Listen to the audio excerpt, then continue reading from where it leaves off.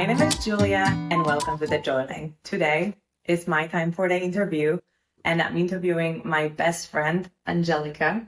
And just a little bit of a background on how we met.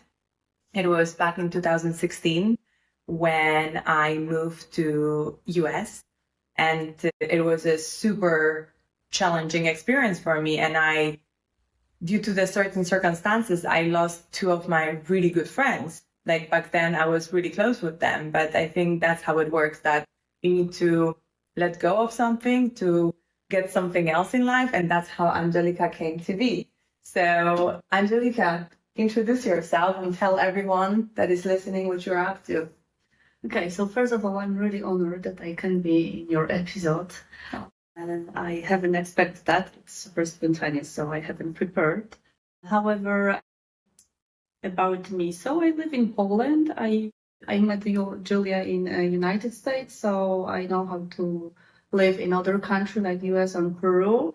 However, I choose to be in Poland. I work for a really big American corporation, and what else? I'm the owner of the really cute, fluffy Samoyed Walter White. Okay. What is your definition of joy? Well, that's so hard to tell because, like, if you ask the kid, I'm pretty sure that all kids would answer this question easier than most adults, right? Because it's like when something. Why is that? I don't know. Because if the word is simple and the definition is simple, then it's simpler for kids than for adults because we are losing it when we are adult. I think, like, do you know what I mean? I think, yeah, we have the tendency to overthink the simplest thing, and we need the like Harvard, we need the researches to back it up, like the simplest thing. Exactly. So yeah, but what is it like? You can describe it however you want it. Like, what is joy? Joy is an emotion, right? It's an emotion. It's like a state of happiness. Maybe it's not. It's the way to be happy, because you need to enjoy so many things to be happy. Well, maybe not so many things. The key is to enjoy the simplest thing to be happy. Like, maybe it's kind of like to find your inner child, because we are losing it during the adultness. How to say that in English? Adulthood. Yeah. Adulthood. Yeah. So yeah, that's joy. Cool. And what brings you joy? What brings me joy? I feel like everything brings me joy. That's why you are on the podcast. Like, if you find your inner child, then you enjoy every little moment. Like, you have a pleasure from everything. Like, for example, I do not ride on the bike very often. So when I have a chance to do it, I'm so happy to remember how was it, like, I don't know, because you make, for example, I don't know if everyone has the same mind like me, but when I'm riding the bike and I'm enjoying surrounded me, for example, people who are riding with me, the nature around me, then I'm grateful that I'm healthy because I have legs so I can use this bike.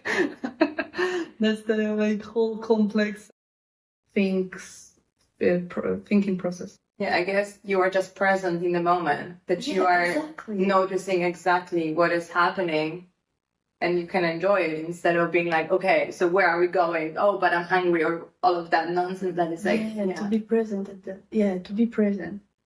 That's the key. Like, yeah, as you said, we, like, as a people, as a society, we willing to overthink about everything. So instead of focusing on at the moment, what you're doing now, why you are happy at this moment, you are thinking, for example, about problems for tomorrow, what I need to do at my job, or like if I have enough money to pay for something. Like, we worry too much, and that's why we lose our job.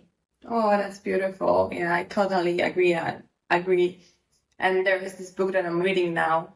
I've been reading it for a couple episodes now. I will finish it soon because I think I keep mentioning for the past 3 weeks. So the book is called The Power of Now. And there was this cool sentence there that, okay, what problems do you have now in this particular moment? And you have pretty much zero problems in the given moment when you are truly focused, because the problems are coming from like the expectations from the future. And then we cannot let go of the past. And somehow we are hoping that the issues that were happening to us, they will be magically solved in the future. So that's why we're missing out on the present. That there is, Or we are so worried about the future that if this eventually happen in the future, you have this bad experience and feelings twice instead of only once. Yeah. Like if something happened, then you should worry and act. yeah, Why you worry before something happened? that's so true. That's so true. You're definitely the right candidate to be on the journaling. But actually, guys, you don't know one thing that And I was so stressed because I do not use English on the daily basis that much. So like, yeah, Angelika, she has this quite interesting life because she's working, 9 to 5 for a corporation. She's a manager. And at the same time, your job never stops you from traveling the world, climbing mountains, like doing, taking a puppy or all of that cool things. So this is what I love about you, that you have this balance and you are very dedicated to your job. But at the same time, you have this, like you are scoring high on many areas of life, if not all of them. You could do more exercises on your back. you could take better care of your health, but this is inside. So yeah, but the rest, I think, it's very, very high. So how do you do it? how do I do it? I don't know. It's easy. It's just I have no idea. I have no idea. Well, because I do not worry that much. Maybe that's why. Well, when I'm after work, then I'm after work. That's time for myself. I don't know. Maybe because, like, as I said before, like all simple things makes me happy because I'm focusing on that. I'm not that ignorant. Like, I don't want to say that I am because I'm not, of course, because I care about a lot of stuff and things and people. However, I think it's for your well-being. It's always important to make time for yourself during your day because, like, I really like hang out, for example, with people. I'm extroverted person. However, I like to hang out with myself. For example, during the day, I need the time for myself to read a book. And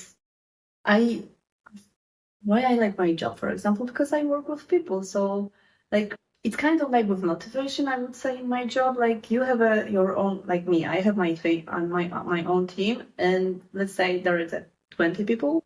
And each of this person could have different motivator factor. So it's same with job, for example, because like how to connect that. For example, if I see that someone like responsibility and responsibility make him happy, then of course I need to focus. Okay, so that person is the right person to give him some task which he will be responsible for. So he feels that responsibility for something and he's motivated. And if someone is motivated, then someone is enjoying work. So, for example, I like achieve goals. So that's why also it's important to set some goals for people and for myself. So I like this feeling of accomplishment. Maybe that's why job brings me a lot of joy. But when I see, for example, that the people are happy because they are motivated and completing their goals and tasks, then that's gives me even more feeling. I don't know if you know. Your job brings you satisfaction. Exactly. But that's Most about the people. Like, the also like the private life. Yeah, with other people. Yeah. But what is cool about it that it's like this, how to say, like when it comes to having fulfilling or balanced life, it's never one thing that goes right. It's everything is interconnected. So if you are showing up for your job, right, and then you work with people and then you do your best to help them grow and right, and then they are motivated, you become even more motivated, right? So it's like everything comes around. Like it's never like one factor, or you cannot just be like, okay, I'll be my best self for a month and then, I will slack off for 11. It's like, it's the consistency of it. That's what builds like the momentum, and kind of that's what builds overall satisfaction in life. And then I guess you don't have to worry about small things. In general, I think we shouldn't worry too much. I think that's the key to be happy, because like if something happens, like why should we worry about something what is hypothetical case?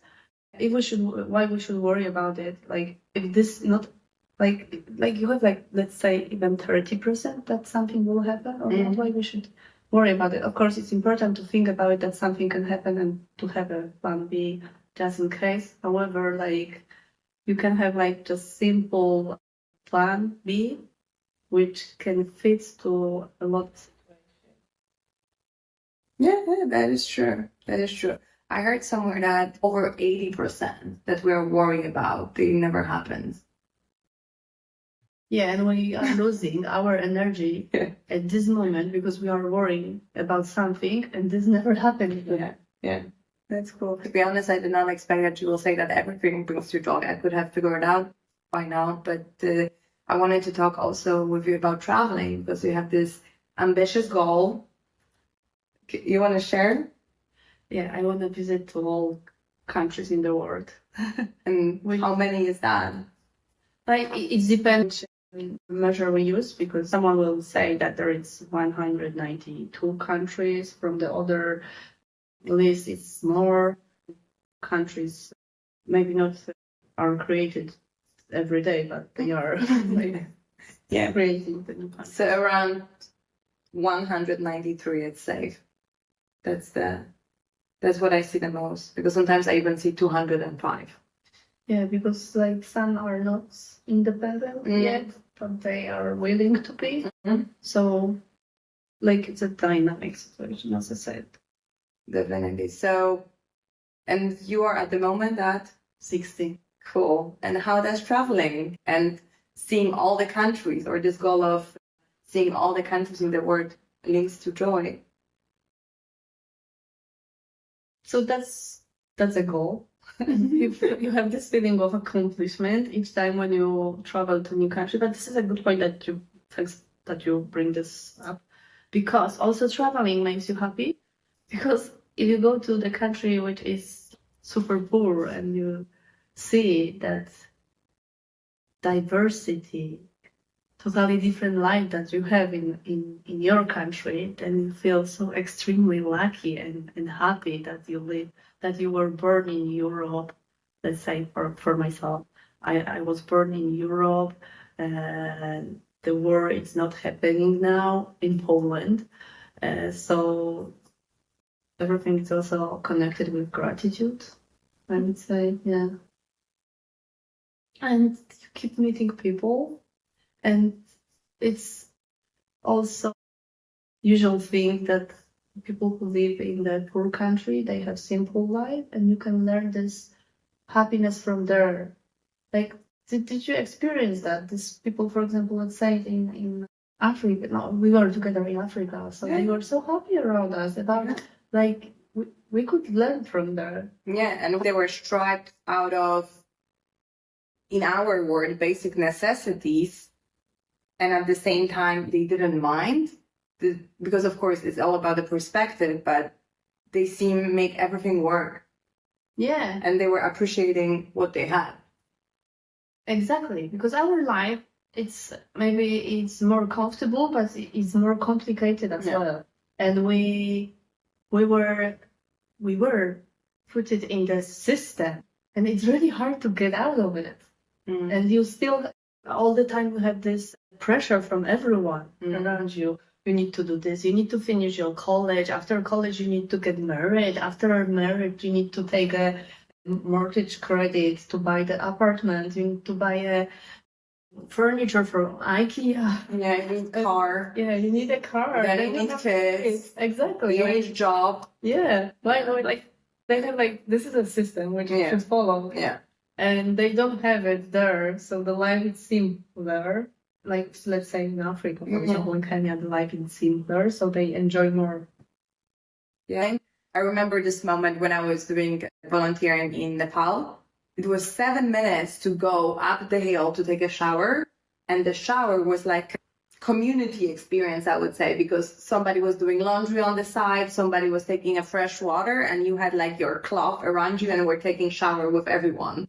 So it was definitely, I know how is it to experience gratitude for everything what I had, even for running water in the tap. So yeah, I know that. And I remember each time when I'm traveling, I put a heart on the map to remember. And then one girl, little girl from the school when I was doing volunteering, she asked me like, oh, can you show me where is Poland on the map? And I was like scrolling and the word was like, there was many hearts because, you know, several continents. And I was like, and then here is the Poland. And she asked me what the hearts are. And then I was like, oh my God, like, I don't know if this little girl, considering where Nepal is at the moment, will have a chance to see the word. Because it's not only money, it's visas. It's these how open other countries are to yours. So it's not majority of the world that can travel. Yeah. That's a privilege. Oh, enormous privilege. Yeah. All right. I have no idea for how long we were talking, but just a question. So if somebody would if you could advise something practical for someone that is listening today, what they could do to start experiencing more joy. It needs to be simple. That is... Okay, maybe I have something in my mind that was kind of a life changer for me, for myself. To not worry about think for the future. Like, if you have a problem right now, think if this would be important for you in 2 years, that problem. If this will impact your life. If not, then do not worry. Because I remember the situation actually from my primary school not for the graduation, but it was the how to say that? I have no idea. Graduation? Yeah. I don't know, like you have your... Like a semester. Yes, semester. You have like finals. Finals, like mid-finals, evaluating your how well you're doing with some subjects. And I remember chemistry. That was chemistry. Then I was about to get a not like me in like a low mark. Yeah, not the lowest one, but almost the lowest one. Yeah. And I remember how much that meant for me that time. And I was like I was studying for like 2 weeks to not having that grade. And I had this one above that. And from perspective right now, like, why did I care that much about it? It was not important at all. I lost 2 weeks of my life. I lost joy of my life for 2 weeks because I was studying so hard. I don't like chemistry. And like this never impact my life, never. Because first of all, this never is on your final certificate, that grade, because it was middle. It was mid-term, right? And it's like, really? Yeah. Wow. Why did I do that to myself? No way. So now if something happened and I think like, oh my God, this is the end of the world, of my world, like, oh my God, the problem is so big, like I can't handle it, then I think like, wait, calm down. If this will matter for me in 3 months or in 1 year, no. Okay, so I did not put much effort into studying when I was in high school, and I was really ambitious. Yeah, and I guess it was more harder time for my parents than for me. I just didn't Like, I love studying. Like, I really do. I was laughing to my mom the other week that I'm like studying more than I used to study in high school. Like, there was always something that I'm learning. There was always course that I'm being enrolled, like books, doesn't matter. It's like literally always something. And in the high school, I just didn't feel the purpose. I just didn't see what's going on. And I felt like somebody is trying to melt me into their form, that I need to like deliver something. So I was definitely showing some resistance. And last week also I had the reunion after 10 years. And I'm like, no regrets. Literally, I don't give a damn. And I think no one ever said like, oh, I wish I would study harder. Exactly. I think people can say like, I wish I would actually do something, but it's like knowledge without application. It's like you don't even, if you don't use your knowledge, then you don't have to have it. You don't even have to require in the first place, because if you don't use it, then it's pointless. And that's, I think, majority of education systems in the world is based on that.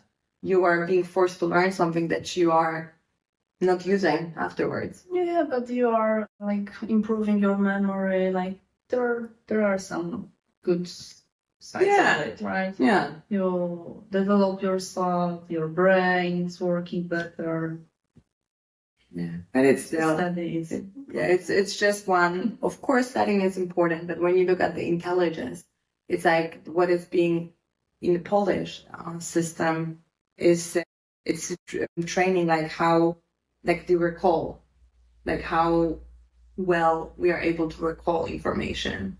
It's not about emotional intelligence. It's not about yeah. Of course, like the education system is, there is a lot of space for improvement.